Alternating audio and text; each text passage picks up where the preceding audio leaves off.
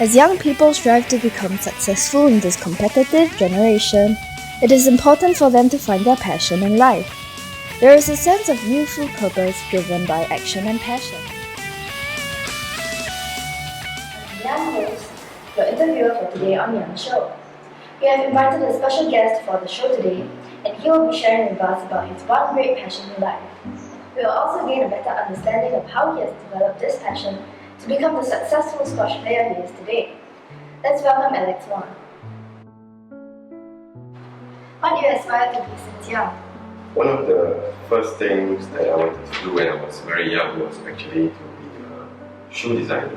As I grew older, I realized that it's not a very feasible occupation to be in where we live in. And with squash, I guess as I grew older, I realized that it has given me a lot in life, and I wanted to give back to the sport. So Alex, I heard that you have always achieved astounding results in squash. Would you say that your achievement was the result of sheer hard work? Without hard work, there's really nothing to achieve. Would you credit it to talent or an element of luck, perhaps? As with talent, I've always been gifted with a good ball sense and hand-eye coordination, so that helps as well. And luck, of course, in anything you do, there's always a small element of luck. So yeah, it is really a combination of all three. I would say it's a combination of all of them. Of course, hard work is the biggest one amongst the three. When did you first discover your passion? Was it a sudden revelation or a learning process? I actually started playing squash when I was 15. Before that, I played many other sports. I've tried all the racket sports except squash. And it was by chance that my school had just built squash courts when I was there, and I began to like it very much. But I think it was also I was also very lucky because I got very good at it very quickly, so that helped me like it more than many of the other sports I've tried before. A lot of parents might be hesitant in letting their child pursue a passion that is less common. Did you face any objections from your loved ones? When I first started to play, it was just like any other sport, but as I became better and I was more serious into it, of course it took a lot more of my time. And I was still in school at the time, so obviously my parents took notice and they began to ask me questions. Was it easy to change their perception? I didn't really need to change their perception, but as it took up a lot more of my time, they reminded me that I had to also do my other part, being a student, to actually balance my time well. So we actually had an agreement for as long as I did alright in school, I would be able to continue doing what I love.